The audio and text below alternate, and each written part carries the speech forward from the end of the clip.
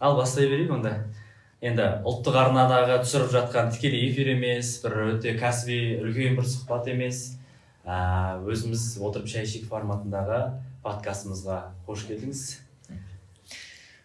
Бүгін бізде қонақта аудандық әдістемелік кабинеттің төрағасы, соңғы жылдары төрайым деген сөзді алып тастапты, төраға деген сөз қабылданған екен. Төрағасы біздің экс-директорымыз, 42-ші орта мектебінің Қара шаңырағының бұрынғы директоры Раушан Ембергеновна.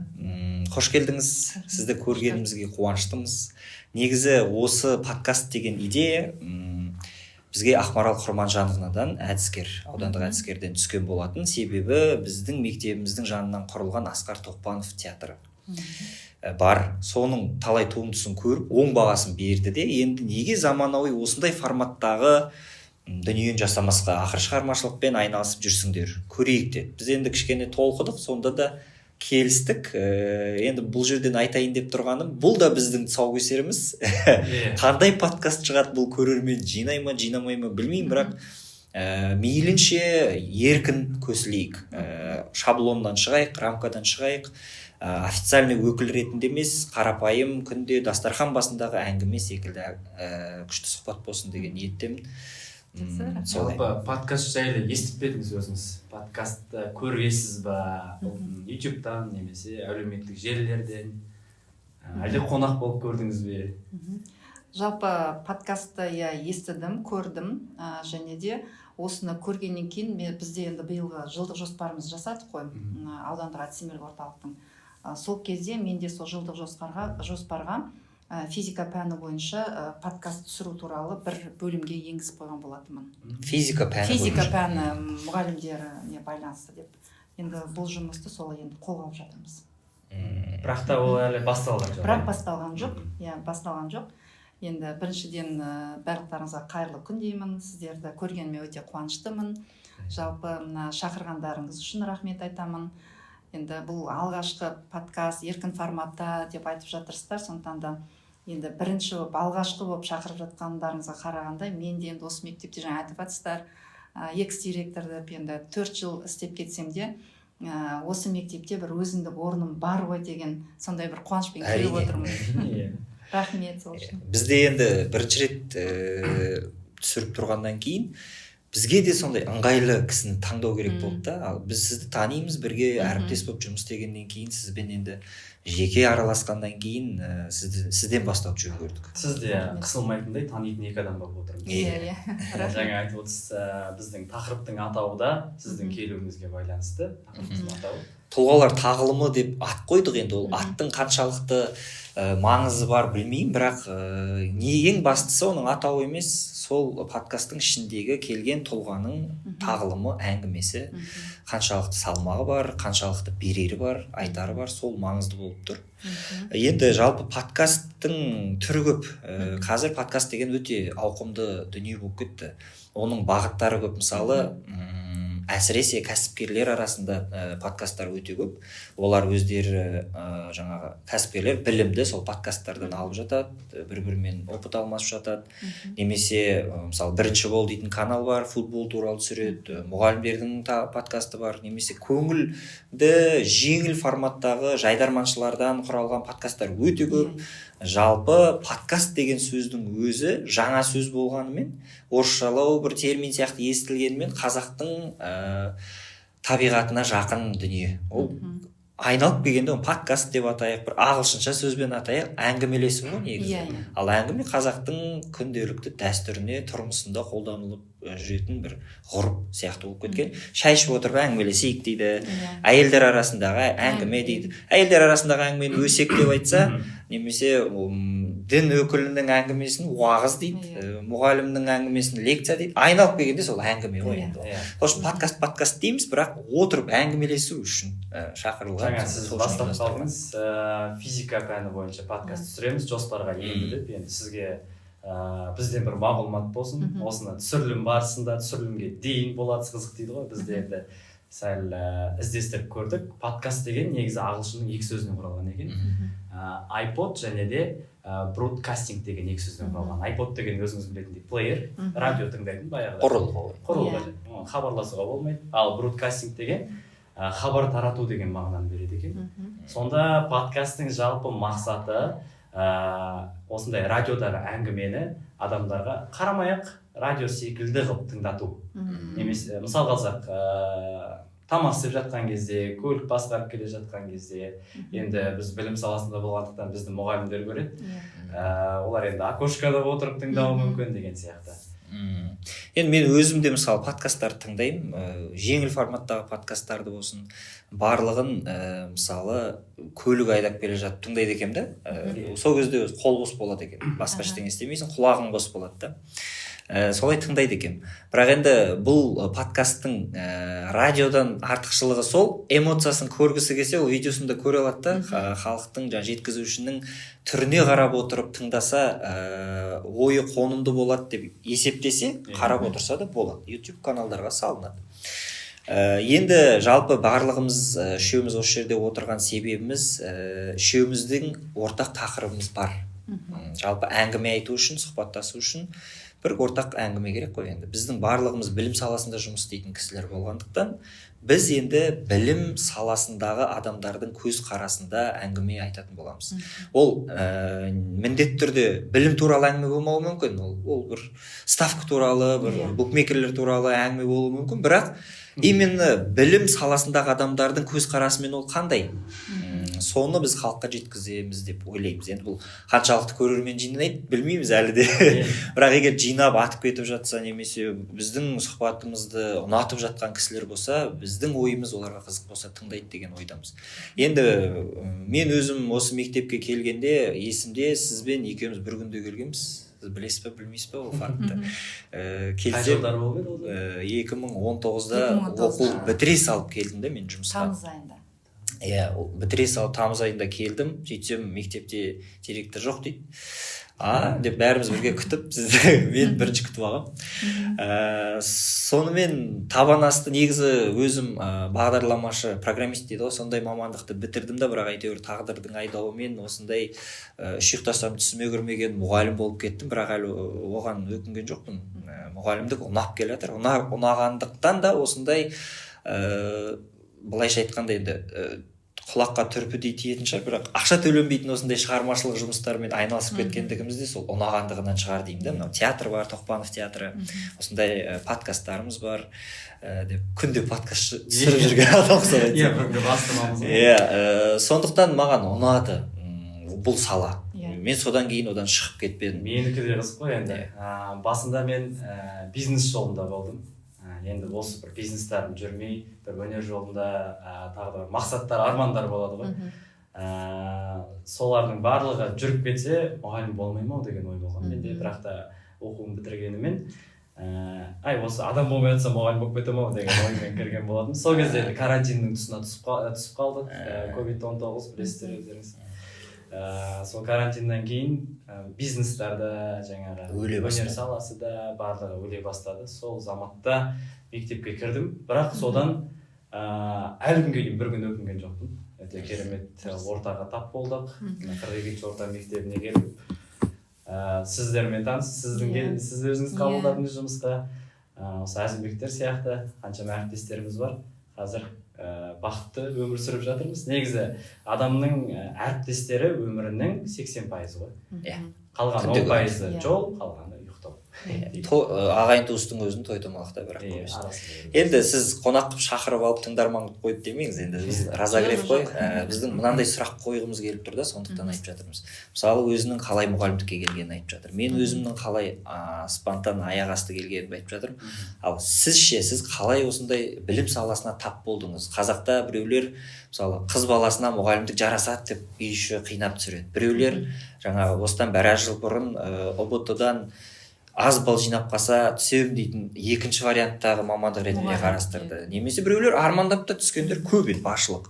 Ал сіз ше, сіз өз саналы түрде түстіңіз бе, әлде қалай? Сол туралы бір берсеңіз. Жалпы енді мұғалімдік мамандықты не үшін таңдадыңыз деген сұрақ қой енді. Жалпы енді әр адам мектепте жүрген кезде енді ойланады ғой, болашақта қандай осы маған жаныма жақын бір мамандық иесі, қандай мамандық таңдаймын деген сияқты. Менде де басында негізі мұғалім мамандығы болмаған. мамам мейірбике болғандықтан, мейірбике. Сондықтан мен де дәрігер, сол медицина саласында жұмыс істеймін деп ойлап жүргем. Одан біздің мектебімізге басқа жақтан бір мұғалім келді.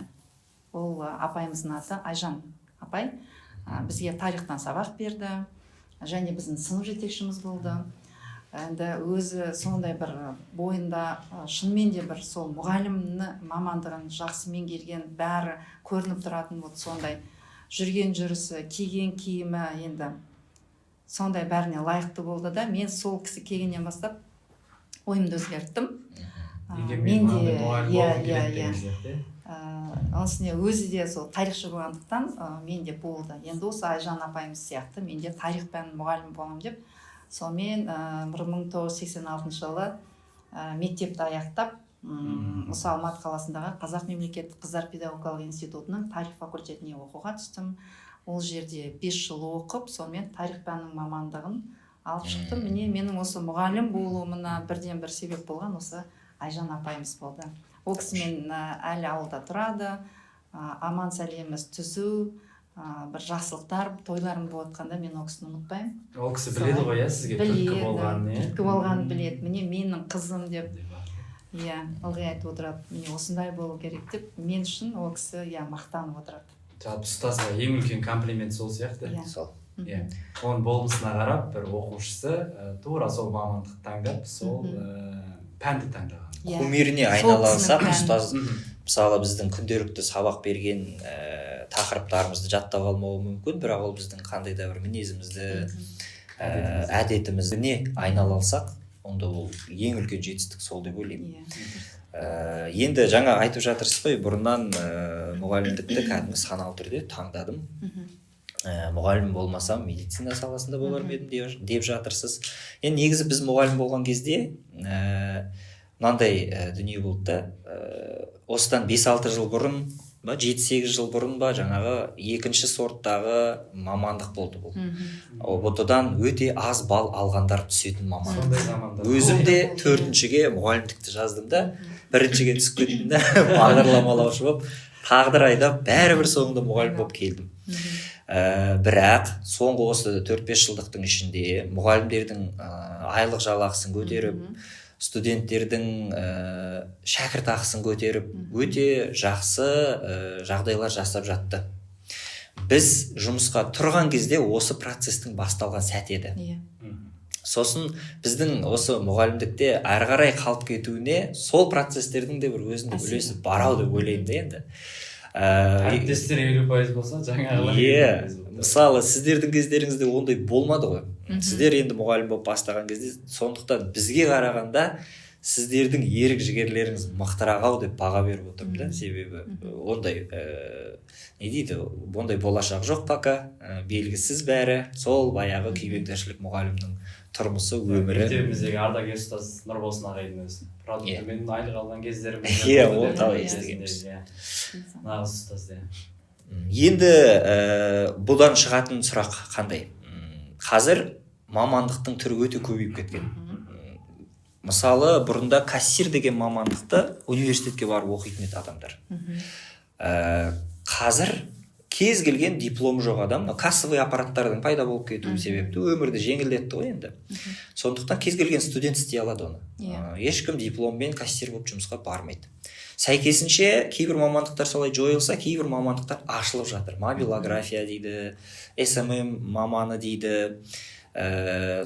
Қазір таңдау өте көп. Кім болам? ОБТ деген менің ойымша өзінің құнын сәл жоғалтып келе жатқан сияқты, екен. ОБТ-сыз-ақ күшті адам болып кетуге болады. Бұрынғыдай қабілетіне қарай. Енді қазір оқушылардың ішінде кім болатынын білмей жүрген, немесе мұғалім болсам бекен, әлде не стоит болмасам бекен деп жүрген кісілер бар. Сіз соларға қандай кеңес берер едіңіз? Бұл мұғалімдікке шақырыңыз деген сөз емес. Мұғалімдікке не үшін келу керек келсе, оның қандай оң жағы бар, оның қандай теріс жағы, нюанстары бар деп ойлайсыз. Келсе не үшін қандай табыстар күтіп тұр, керісінше келсе ода қандай қиындықтар болуы мүмкін деп ойлайсыз. Оқушыларға бір кеңес маңызды болып тұр бізге. Жалпы түсіндім сұрақты. бұл жерде енді мен ойлаймын мұғалім мамандығы ең қадірлі қазіргі қоғамда сыйлы. Яғни бұл мамандықты негізінен жүрегінің қалауымен, жүрегі қалап келу керек мамандықтың бірі деп ойлаймын. Және де ол мектепке келгеннен кейін ол ар жағында ойлау керек, мен не үшін барам. Яғни мен ертең осы бір шәкірттерім енді менен озса дейді ғой, мен жаңа Айжан апайымда айтқан сияқты қазіргі кезде енді ол кісінің мақтанып отыратыны мен енді біртіндеп мына көтеріліп келе жатырмын ғой, енді басында жай қарапайым мұғалім болдым. Озып кеттіңіз ол кісіден. Мұғалім, қарапайым мұғалім болдым. Жаңағы директордың орынбасары болдым. Одан әдістемелік орталықта міне мектеп директоры болдым. Енді бүгін таңда сол міне әдістемелік орталықтың бөлім басшысына дейін. Яғни шәкіртті сондай шәкірттерді мен тәрбиелеп шығара алам ба, білім бере алам ба деген сияқты соның бәрін яғни бір орындай алатын, сондай қасиеттер бойынан табылатын, өзіне баға беретін сондай бір азаматтар мен азаматшалар келу керек деп ойлаймын жалпы мұғалім мамандығына. Енді артықшылығын айтатын болса, жаңада айтып кеттім ғой, қоғамда сыйлы, өзіндік орны бар. Және де енді мынандай бір не қаржы жағына келетін болсақ, бүгінгі күні енді жалпы мұғалімдердің жалақысы енді қаншама рет көтерілді, өздеріңіз білесіздер, әлі алдыда енді талай 4 рет, әлі де қаншама мүмкін көтерілетін шығар. Одан кейін ай сайын жалпы жалақымыздың алып тұратынымызды, және де осындай бір керемет коллектив, ұжымда жұмыс істеу деген сияқты. Және де алдыңда күлімсіреп, мынандай керемет балалар отырса, осы мұғалім бізге бүгін не үйреттік деп, сондай бір керемет азаматтарды тәрбиелеп шығуда бір өзіндік үлесің болса, мен енді соны бір жақсы артықшылықты деп ойлаймын. Ал енді бір кемшілік дейміз ба, қалай дейміз енді, минустары дейміз ба, кедергілер екі ұшы болады ғой енді. Оңай жерден нан жоқ. Дұрыс айтасың. Сондықтан да енді бұл жерде бір керемет минус бар деп ойламаймын. Енді жалпы кей кезде енді бір болмаса, жалпы бір не деуші еді әлгі себепсіз бір неден кеп қалатын мұғалімдер сондай болмаса екен деп ойлаймын. Армансыз осы мамандыққа түсіп дейсіз ғой. Ақшаны ай сайын алып тұрамыз ғой деген сияқты ондайлардың болмағанын қалар едім. Бірақ өкінішке орай сондай да мұғалімдер енді болып қалып жатады.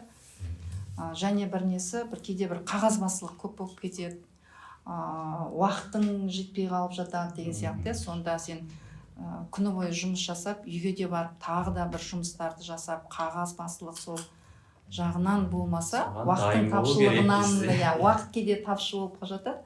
Басқа жағынан енді бір кедергілерді байқамаймын жалпы.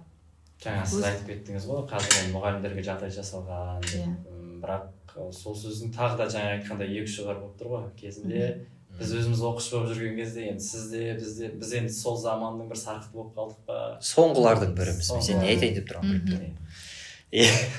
Жалғастыра беремін. Біз мынандай ғой.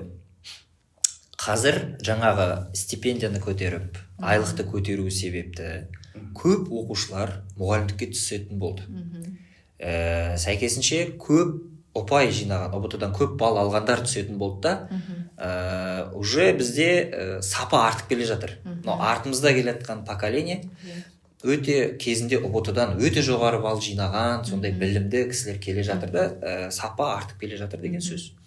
Бірақ енді біздің баяғы оқушы кезімізде андай буллинг деген сөз жоқ еді ғой. Бірақ буллингтің өзі бар еді. Талай таяқ жеп өстік ағайлардан, несін жасырамыз? Оны ағайларымыз да жасамайды. Оны бәрін тәрбие деп қабылдадық. Ал қазір негізі буллингтің өзі жоқ та, енді оқушылар арасында болуы мүмкін, енді мұғалім мен оқушы арасында айтып жатыр. Буллингтің өзі жоқ та, бірақ буллинг деген сөз өте популярный сөз болып кетті. Бұл буллинг деген сөз мұғалімдерге кейде қарсы әрекет жасайды. Неге? Себебі мұғалімнің шығармашылығын шектейді деп ойлаймын. Өйткені өзінің неше түрлі әдіс тәсілін ойлап тапса, біреу сәл қорқытуы мүмкін. Өйткені бала ғой, бала енді тапсырманы орындамай, кішкене бір үйдің ерке баласы болып жатса, оны бір жинап алу үшін тырнақшаның ішіндегі бір шапалақ керек болады ғой балаға мысалы. Бірақ оны буллингқа балайды да мұғалімдердің аяғын тұсайтын сияқты көрінеді. Жоқ, ауыр сөздің өзі қазір бөлек. Ауыр сөз айтуға болмайды. Сіз жекеге өтіп кеттіңіз дейді. Кәдімгі біз коммуникацияның королі қазір мұғалімдер болды ғой. Оқушының да тілін табу керек, ата-ананың да тілін табу керек, мектеп қой енді түсінеді. Өйткені бірге менің ішінде. Сіз осы процестерге қалай қарайсыз? Қазір тым өбектеп кеткен жоқпыз ба бала шағаны? Тым өбектегеніміз себепті әлсіз ұрпақтар келе жатқан жоқ па екен деп уайымдаймыз. Сіз қалай ойлайсыз? Шынымен де осындай сұрақ менде өзімде үйде де болады, ойландырады. Себебі енді үйде өсіп жатқан немерелер бар. Шынымен де өбектеу көп болып кетеді. Сосын кейін мысалы енді біздің кезімізде балалар, енді сендерді білмеймін, енді біздің қатарымыздағы балаларды кәдімгідей қатал тәрбиелеп, еңбекке, ауыр жұмыстарға деген сияқты, оның бәрін бізге жаңағыдай керек, осы біз міндеттіміз деген сияқты тәрбие деп бағаланды. Бір жерден тәрбие, еңбек. Және де біздің кезімізде шынымен де мұғалімдердің жаңағы ұрулар болады. Енді қыздар тұрмайды әрине, енді ұлдарды талай көрдік. Неше түрлі сол кездегі апайлардың жаңағыдай сақинамен ұру, не болмаса тыныш отырмаса жаңағы бормен жаңағы лақтырып жіберу, указкамен ұру, әр мұғалім қолында указка жүреді мысалы, андай каблуктарымен балалардың аяғын деп. Бірақ сол кездегі балалар оны айтып бармайтын. Егер айтқан күннің өзінде мысалы олардың ата-аналары сенің жаңағы кінәң болмаса мұғалім неге себеп сұрады деген сияқты. Енді қазіргі балалар енді білмейміз, заманына қарай ма, солай өзгеріп жатыр ма, оларға бір ұрсаң да бір көтере алмайтын сияқты. Енді білмеймін, үйдегі бала болсын, жалпы мектептегі бала болсын, оларға енді бір өзіндік жаңа подход дейміз ба, бір табу керек деген сияқты. Енді оларға қазіргі заман балаларын ұру деген болмайды. Мысалы, кейде жай ғана сипалап бүйтіп оқи ғой дегеннің өзін ол бала мүмкін басқалай түсініп қалуы мүмкін деген сияқты. Мен ұрды деген сияқты, нұқылды деген сияқты. Сондықтан да шынымен де ондай бір кейде барлығын жан-жақты ойлап жүретін сондай бір нелер болып қалады енді жағдайлар мұғалімдерге. Сондықтан да қалайды енді психологиялық тұрғыдан ба, енді басқа тұрғыдан ба қазіргі балаларға енді жалпы осы сәл қатал болу керек деген позицияда. Сәл, қатты қаталдық емес, енді жаңағыдай бір не болып, енді буллинг деген сөзін зорлық зомбылық дейміз ба, ондай болмау керек қой неден. Жалпы баламен тіл табыса білу керек деп ойлаймын, олармен дос болу керек. Мысалы, мен де енді осы мектепте жүргенде балаларға айтатын едім, есігім ылғи да ашық, қандай да бір өздерінде проблемалар туындап жататын болса, маған келіп емін-еркін деп, ондай жағдайларда болды. Қыздарға байланысты болсын, көбінесе енді қыздармен мен еркін осындай форматта әңгімелесіп, өзімнің басымнан өткен жағдайларды айтқаннан кейін қыздар жаңағы бір-бірімен сөзге келісіп жатқан қыздар түсініп бізге рахмет деп жаңағындай сондай мәселелер болады. Сондықтан да әр баланың жүрегіне мұғалім мамандығын таңдағаннан кейін жол таба білу керек деп ойлаймын. Мен әлеуметтік желіден көрдім осы пікір жайлы. Осы мәселе жайлы пікірін айтқан екен. Қазіргі ата-аналардың поколениясы кінәлі дейді, балаларды қатты өбектейді дейді. Сіз енді қазір кезінде ана қазір әже болып жатсыз. Енді сізде өзгерді ме, заманға сай ма, әлде оған поколение кінәлі ме? Осы сұрақ болып тұр менде. Оған енді білмеймін, немереге балаға қарағандай қарайсыз ба деген сұрақ. Біздің де мүмкін кінәміз бар ма деп ойлаймын. Мысалы, мен енді өзім 3 балам бар ғой нелерге, оларға мен енді қатты бір аналық мейірімді бермей, көбінесе енді жұмыс басты болып жүре бердік неден. Қазіргі кезде Аллаға шүкір, енді 6 немере бар, 6 студент міне. Арты 1,5 жаста деген сияқты. Білмейміз, өзімізде кішкене демалсын. Жаңағыдай қолдарына телефон түспейді, соның өзіне бір тартып алу, енді бірақ қазір айтасың енді ол зиян деген сияқты. Сондықтан да өзімізде де бір шетінен кінә бар. Мен сізбен келісемін мына жерде. Мен де енді қазір әкемін, қызым бар. Мен қазір мұғалім ретінде өзімнің оқушы кезімдегі мұғалім болуды армандамасам да, сәл соның бір сарқын шағы болса ғой деп ойлаймын. Себебі жаңағы тырнақшаның ішіндегі шапалақты берім. Бірақ оған мүмкіндік жоқ болып тұр. Бірақ қызымды ойлаймын да, ертең мектепке барса, кезіндегі мен бастауыш кездің өзінде таяқ жедік қой енді. Сол ударларды қазір ұрса, қазір де ауырып қалатын сияқты демейміз. Өйткені кәдімгідей қатал болатын біздің мектепте. Дәл сондай отношениеде менің қызыма солай жасайтын болса ол да жаңа қиын болатын тырнақшаның сияқты. ішінде деп. Иә, сондай тура солай қарым-қатынас жасайтын болса мен де қызымды аяп кететін сияқтымын да. Бірақ енді біз мұғалім болғаннан кейін кішкене түсініп, еті менікі, сүйек сенікі дейтін жауыр болған сөз бар еді ғой, қазір ондай сөз жоқ шығар, айтпайды. Айтпайды. Иә. Сонда мынандай шешімге келіп отырмын да, сол кездегі әдіс тәсілдер, былайша айтқан әдіс тәсілдермен қазіргі тым еркелетудің бір золотая серединасын, бір ортасын тауып, бір стандарттар қою керек сияқты да. Енді ол өте қиын мәселе, адами фактор деген ол бүйтіп мынаны істейсің деп жазбаша түрде жазылған ережемен шешіле салатын мәселе емес қой. Әркім жаңағы сіз айтпақшы әртүрлі жеткізіп барады. Мысалы баяғыда мынандай бір не бар, әңгіме. Бір мұғалім оқушысына ұрысқан ғой, оқы әкең сияқты, жалқау болма деген ғой. Сөйтсе оқушы үйіне барып, мені мұғалім ұрысты, оқы әкең сияқты жалқау болма деп басқаша жеткізіп барған. Бүйтіп қарап тұрсаң грамматикасында ешбір айырмашылық жоқ, интонациясында, екпінде, үтірде әңгіме шешіп кетіп тұр. Солай жеткізіп баруына да байланысты ғой енді.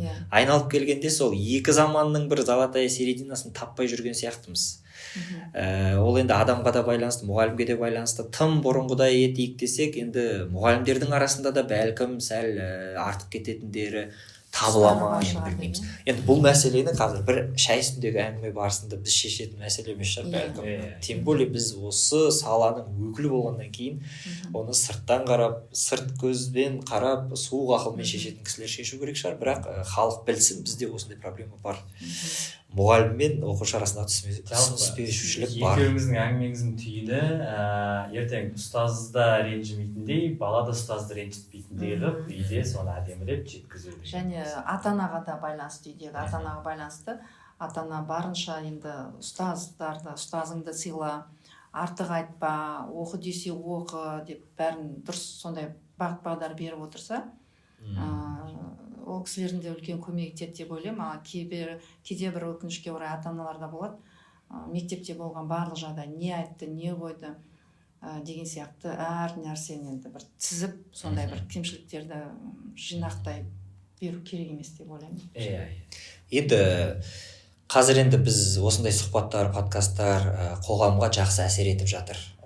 Толығымен көрмесе де үзінділерін TikTok деген жаңағы Instagram әлеуметтік желілерінен көріп, күшті хит болып кетіп жатып, бір қандай да бір пікірлерге келіп жатыр адамдар. Жалпы әсер етіп жатыр. Енді біздікі қаншалықты әсер етеді білмеймін. Бірақ жаңа мәселені біз шешпейміз деп отырмыз ғой, енді бірақ сонда да біз де қоғамның бір мүшесіміз. Мысалы қазір тәрбие саласында болсын, білім саласында болсын, әртүрлі өзгерістер көп болады біздің Қазақстанда, білім жаңа бағдарламасы бойынша. Енді мысалы сіздің мынандай ситуациялық сұрақ болсын, мысалы сіздің қолыңызда министр болуға белгілі бір уақыт ішінде сіз министр боласыз десе, немесе сіз министр болсаңыз, қандай өзгерістер, реформалар енгізер едіңіз, немесе көңіліңіз толмайтын жерлер, былай неге істемеске, осылардың басы жетпей ма дейтін бір ауыл арасындағы әңгімелер болады ғой. Сізге сұрақ, ол тәрбие саласында болуы мүмкін, білім саласында болуы мүмкін, не жалпы жүйеде болуы мүмкін, білмеймін. Әйтеуір министр болсаңыз, қандай өзгеріс енгізер едіңіз? Осыда бір қандай реформа шешімдерге келер едіңіз деген сияқты. Директор болсаңыз не істейтін едіңіз дейін десек, директор болып істедіңіз бе енді. Министр болсаңыз қандай шешім қабылдар едіңіз? Енді жалпы министр болып қалатындай жағдай болсам, мен бірінші жаңағы айтар едім, қағазбастылықтан мұғалімдерді арылсақ деп. Одан кейін қазіргі кезде бізде көп интернет мәселесі. Енді білмеймін, ол біздің білім министрінің қатысы бар ма жоқ па, сол жағын дұрыс қолға алатын едім деп ойлаймын. Шектеп. Иә. Одан кейін қазіргі кезде енді мұғалімдердің мынау біліктілік санатын арттыруға байланысты мұғалімдер авторлық бағдарламалар ғой жазып жатқан, авторлық әдістемелік құралдар деген сияқты. Меніңше соларды тоқтатып, жарайды енді авторлық бағдарлама мынау педагог шеберге енді жазса, қалған категориядағы мұғалімдерге соны алып тастар едім деп ойлаймын. Оның орнына басқалай бір маңыздырақ бір не болса деп соны ойлаймын.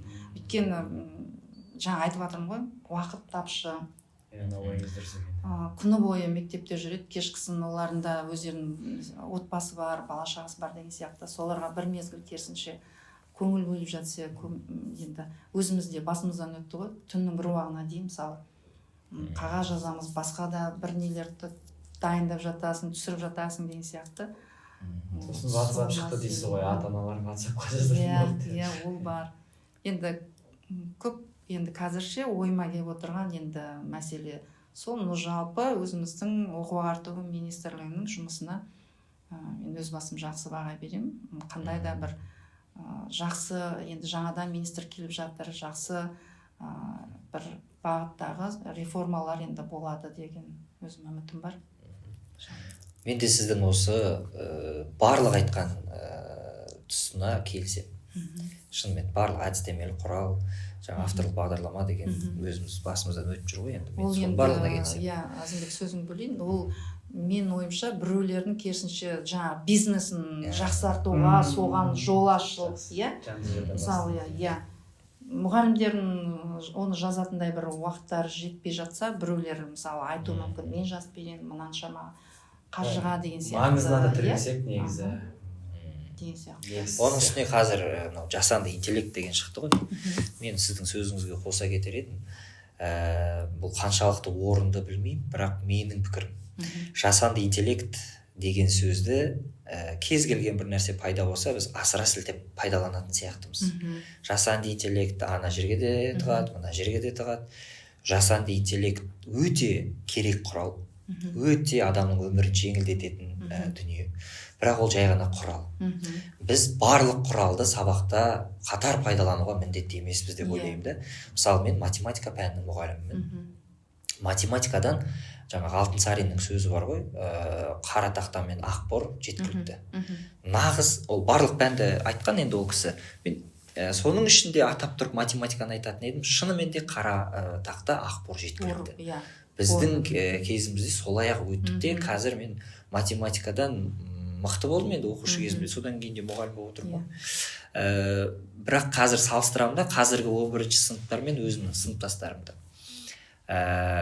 Кішкене ойлау, фантазия жағы артқа шегінген. Неге? Себебі біздің кезімізде мынау үш өлшемді фигуралар бар ғой, пирамида, конус деген сияқты. Соның барлығын біз екі өлшемді тақтада сызатынбыз. 3D бүйтіп видеодан көрсететін ондай жоқ еді ғой біздің кезімізде. Программалар да жоқ. Ал қазір күшті, бәрін әртүрлі ракурстан көруге болады. Пирамиданың мына қырынан көруге болады, мына қырынан көруге болады. Бірақ соған қарамастан балалардың фантазиясы соны сызуға жетпейді. Неге? Өйткені олар ойланбайды. Біз қалай екен ол деп ойланып сызғандықтан ол біздің миымызда сақталатын, қатпарланып. Ал қазір олар ойланбағаны себепті миға нагрузка салмай, бірден видеосын, фотосын көре салады да 3D. Сондықтан ол ойлауды тежейді деп есептеймін. Мынау жасанды интеллектті қазір кеше бір пост көріп қалдым да. Жасанды интеллектті Google-дың орнына қолданады дейді адамдар. Ол Google емес қой дейді. Ол Google-дан да артық, сол Google-да тұрған ақпаратты қорытып саған береді. Неге солай пайдаланбасқа? Қазір переводчик деп те жазбайтын болды Google. Бірден GPT-ге осындай сөзінің мағынасы дей саласың да мысалы. Оны неге біз өзіміздің көмекші ботымыз ретінде, көмекшіміз ретінде, тамақ сұрамайтын, айлық сұрамайтын көмекшіміз ретінде пайдаланбасқа? Оны да пайдалануға сауаттылық керек дейді. Сонда адамдар, мынау жасанды интеллект адамдарды, ақылды адамдарды одан сайын ақылды етеді дейді де. Ал ақымақ адамдарды одан сайын ақымақ етеді дейді. Неге? Себебі ақымақ адам жасанды интеллектті Google ретінде пайдаланды, ойланудан қалады. Ал ақылды адам оны керісінше көп ойланып кетеді. Мынадан тағы не сұрасам екен? Нені қалай қорытып береді екен бұл? деп. Сондықтан IT-ні оқытатын, дамытатын мекемеде сол дамуын тежейтін нәрсені алып тастау керек деп ойлаймын. Жасанды интеллектті пайдалансын, бірақ міндеттемесе екен, қымыжыға қос деген сияқты. Осындай ашық сабақта көрініс тапса, күшті қылып бағалап, ол орынды көрініс тапса, өте жақсы. Бірақ керек емес болса, соны пайдаланбай-ақ өзіміздің әдіс тәсілімізбен неге өте бермеске деген бір сізге қоса кетер. Жаңа сіздің екінші пунктыңызда осыны айтқыңыз келді ма? Сіз бірінші қағазбастылық, екінші жаңа интернеттің. Иә. Осы мәселе тура сол мәселені тәпсірлеп жатқан жерім. Енді ауданда қазір әдіскерсіз, оның алдында мектептерде жұмыс істедіңіз, осы Іле ауданынан басқа аудандарда жұмыс істедіңіз бе? Жоқ, істемедім. Енді 91 жылы сол институтты бітіргеннен бастап осы ауданда ешқайда жұмысымды ауыстырмай, осы ауданда білім саласын дамытуға өзім үлесімді қосып келе жатырмын. бұйырса зейнетке осы ауданнан шықтыңыз келеді, иә? Жоқ, министр болады ғой бірінші. Бірінші ғой, министрлікті ұмытып кетіппіз ғой. Зейнет жасына аман есен жетсек, енді министрлікке енді сіздер сияқты жастар бару керек деп ойлаймын енді. Рахмет сізге. Рахмет. Бата деп қабылдайық. Сіз жаңа айттыңыз ғой, бір сөзіңізде армандамай келмесе екен мұғалімдер. Армандап келсе екен деп. Ол бір сөз қол жетпейтін бір мамандық қой деп сондай. Соған келе жатыр негізі. Өйткені қазір оның грантына түсу оңай емес. 110-дан кем балл жинамау керек. Несін көтерді. Бірақ енді осы сөз бір шетінен маған тиіп кетті де, жаңа біз сөздің басында айттық қой, біз ойламаған жерден мұғалім болып кеттік деп. Бірақ оның мынандай да оң тұстары бар екен. Мен мысалы мұғалім ретінде өзімді өмір көрмейтінмін. Бірақ енді студент кезімде математикадан репетиторствомен ұбт-ға дайындаумен күн көрдім да, енді былайша айтқанда. Студенттік жұмыс қой. Бірақ мұғалім болып кетеді екем-ау деп ойламайтынмын. Бірақ мұғалім болып шықтым. Ол соңында маған ұнады. Ашық сабақтарымды өтіп, мен жұрттардан оң бағасын алып жатырмын. Математикадан жетістіктерім бар. Мысалы, бір оқушым бар, барлық сабағы 3 екенде, менің сабағынан 5 екен. Ол лучший, мектептегі сыныптағы топ бірінші адам. Оған ата-анасының айтуынша мен әсер етіппін. Соған қарап, кейде армандамай мұғалімдер келсе де, осындай бір жетістіктерге жетеді ғой деймін. Бірақ енді адамның өзіне байланысты, ең бастысы мұғалімдікке жаны жақын адам келсе екен деп бір. Іште жатқан бір сезім ояну керек қой. Іште бір сезім болу керек қой. Екеуіңіздің әңгімеңіздің ұштасқан жері сол болып тұр.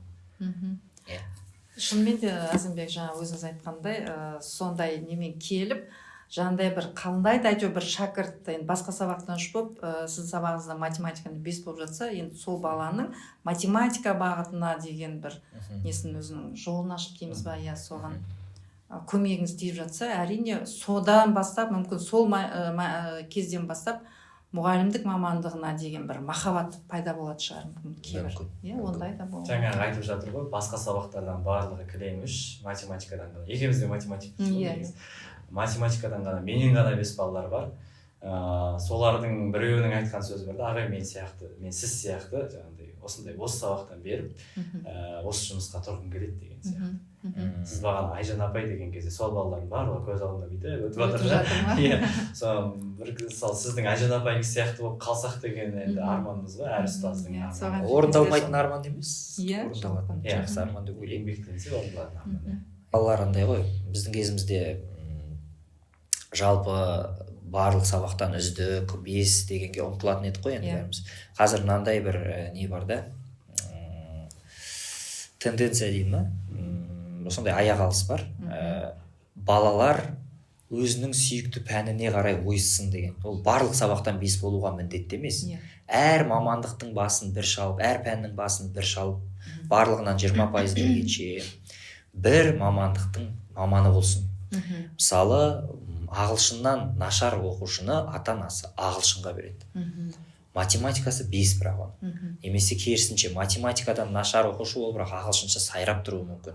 Тіпті мына мультфильмдарды көре беретіндей ағылшын тілінде деңгейге жетуі мүмкін.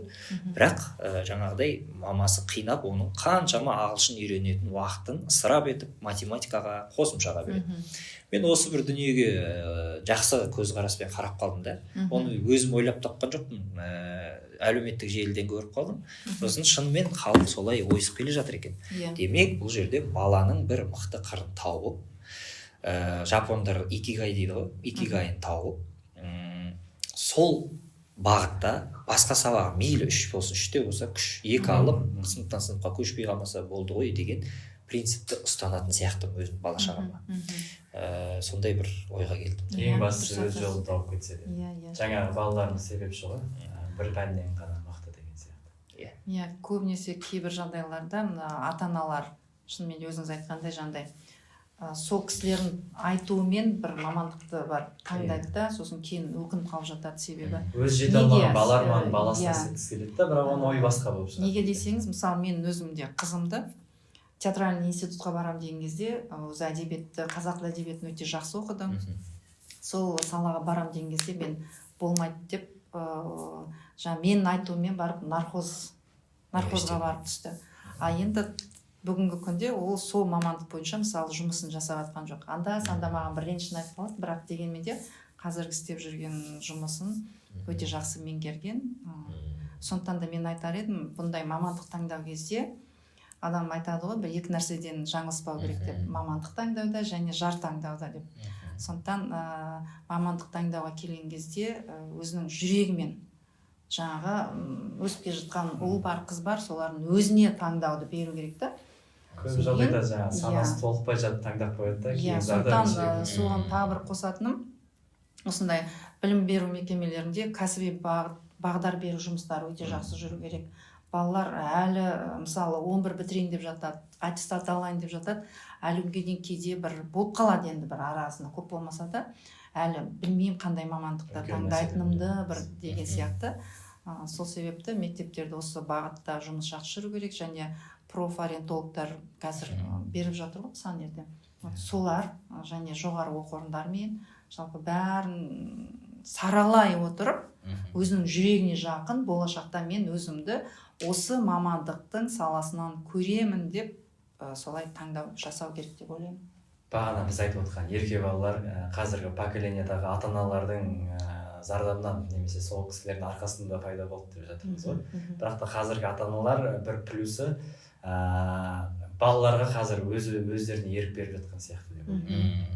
Жаңа сіз айтқан ойға қосылып, жаңа қабілеті қайсысына жетіп тұр, өзінің арманы қандай, бір санасатын болды деген сияқты. Санасатын болды. Бұрынғыдай бір үйге бір дәрігер керек деп түсіріп қоймайды, қазір кәдімгідей санаса деген. Сізде мейірбике болғаныңыз қалаған, иә? Бірақ та сол... Жоқ, мен өзім қалап жүрдім, пока Айжан апай келмейінше. Бірақ та сол мейірім қалған сияқты, мейірбике. Иә, енді жаңа айтып жатсыз ғой, осы Іле ауданында жұмыс істеп келе жатырмын көз ашқалы, осы жерден зейнетке шығатын сияқтымын деп. Енді Іле ауданының мектептерін енді көп қой мектеп. 54 мектеп па? 43 мектеп. Қазір бөлінді. 43 болды. 43 мектептің барлығын айту шарт емес, бірақ қысқаша мынандай рубрика болсын. Әр мектепке өзіңіздің бірден ойыңызға келетін іліп аларлық бір түсін көрген, сіз танысқан мектептердің мысалы, мына мектеп мына жағынан танылған, мен соны жақсы бағалаймын. Мысалы 31-ші мектеп спорттан деген сияқты, мына мектеп шахматтан деген сияқты. Сіз қалай айтар едіңіз, қай мектептерге қандай баға берер едіңіз? Иә, бүгін жаңа айттым ғой, бізде алқа мәжілісі болды түске дейінгі уақытта. Биылғы жылғы бірінші алқа мәжілісі өтті. Сол жерде дарынды балалардың мәселесі көтерілді. Сонымен сол жерде жалпы мен олимпиадалар болсын, мына ғылыми зерттеу конкурстары болсын, сол бойынша осы жалпы 4 айдың ішінде жасалынған жұмыстарға тоқталып өттім. Сол жерде де мысалы мына бағытта мына мектептер жақсы көрініп жатыр деп атадым. Енді жалпы бірден ойыма келетін кезде мен айтар едім, біздің Өтеген Батыр ауылындағы номер 38-ші мектеп гимназияны айтар едім. Неге? Себебі ол мектепте жаңағы сол олимпиада болсын, ғылыми зерттеу жобалары болсын, республикалық байқау олимпиадалар, халықаралық байқаулардың бәрінен оқушылар жүлделі орындарды иеленді. Және де 2024 жылы ол мектеп гимназия республика көлеміндегі ең үздік олимпиадалық мектептердің қатарында болды. Сол мектепті атар едім. Одан кейін де бар, мысалы гимназия деген атқа лайық дейсіз. Гимназия деген атқа лайықты. Енді жалпы айтатын болсақ, біздің аудандағы енді мектеп гимназия, мысалы 28-ші мектеп гимназияны айтуға болады, 39-ші гимназияны айтуға болады. Олардың қатарында тағы да өздерінің жетістіктерімен ерекшеленіп келе жатқан, мысалы өзіміздің осы 42-ші мектепті де айту